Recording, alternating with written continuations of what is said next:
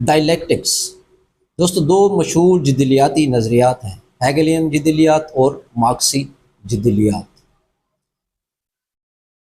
अगरचे George William Frederick Hegel के नाम पर रखा गया है, असल में एमैनुएल कांट ने ये तजवीज़ किया था। कांट की काम की बुनियाद पर फ़ख्ते ने इसे वुसअत दी।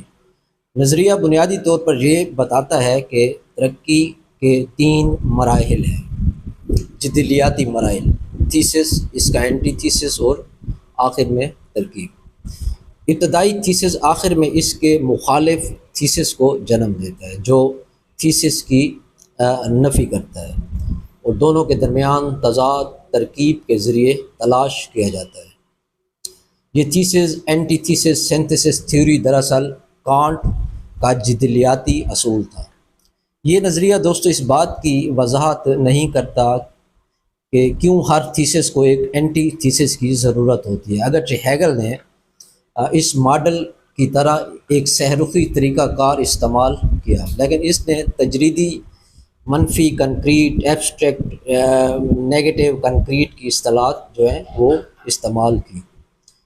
हेगल के मुताबिक दोस्तों किसी भी इब्तदाई मुकाले में बहुत ज़्यादा तजरीद होता है और इनके मुताबिक हर मुकाले को नफ़ी के एक ऐसे मराहिल से गुज़रना पड़ता है जो बिलाखिर मुतलक सच्चाई या ठोस की तरफ ले जाए। इसे हेगेलियन जिदलियात के नाम से जाना जाता है।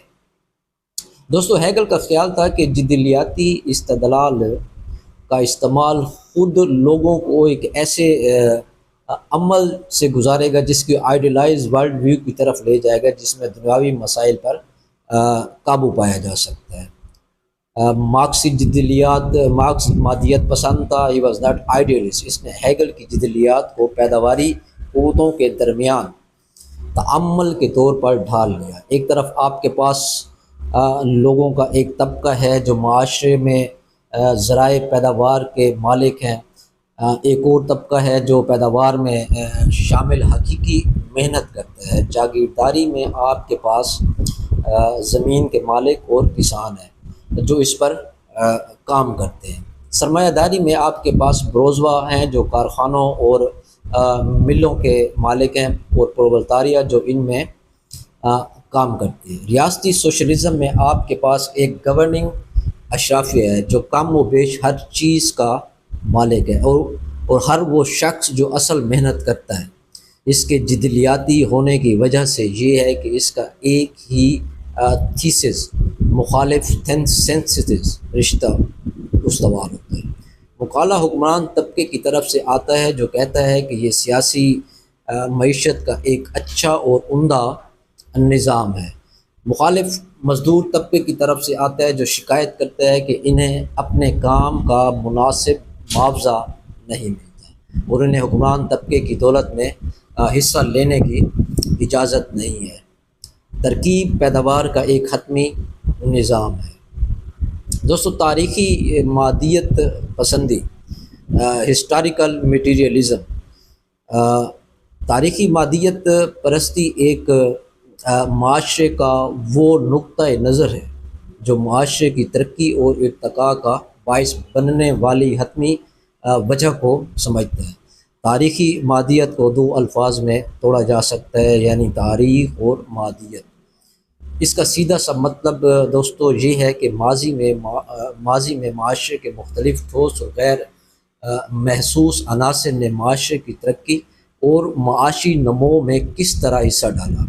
तारीख़ी मादियत का ये नज़रिया माशरे में होने वाली तब्दीलियों को बदलते हुए मादी हालात के तनाज़र में देखता है। हेगल के मुताबिक मादियत फ़ितरत में जिदलियाती है, मुकाला और मुखालिफ का तसादम तरकीब देता है, जिसका मतलब ये है कि पहले ख्यालात उभरते हैं जिन्हें थीसिस कहा जाता है और वक्त के साथ साथ मुतज़ाद या मुखालिफ नज़रियात को जन्म देते हैं जिन्हें एंटी थीसिस कहा जाता है। फिर एक तनाज़ा पैदा होता है जो तरकीब के ज़रिए जिसको हल किया जाता है, मुकाला और एंटी थीसिस के दुरुस्त पहलू।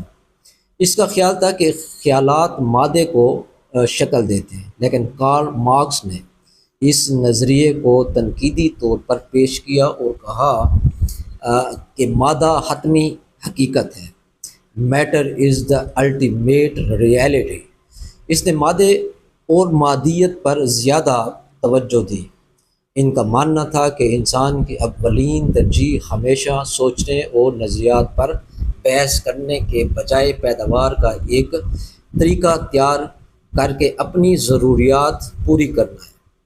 एक ज़रूरत की तस्कीन के साथ ही एक नई ज़रूरियात जन्म लेती है। फिर इंसान इन ज़रूरियात को पूरा करने के लिए दोबारा पैदावारी अमल में आ जाता है और इसके नतीजे में इंसान और माशरा दोनों तब्दील हो जाते हैं।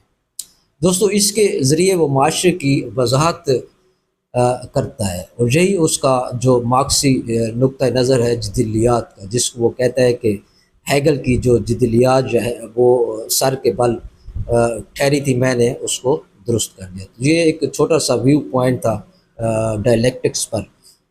आपका सुनने का बहुत शुक्रिया।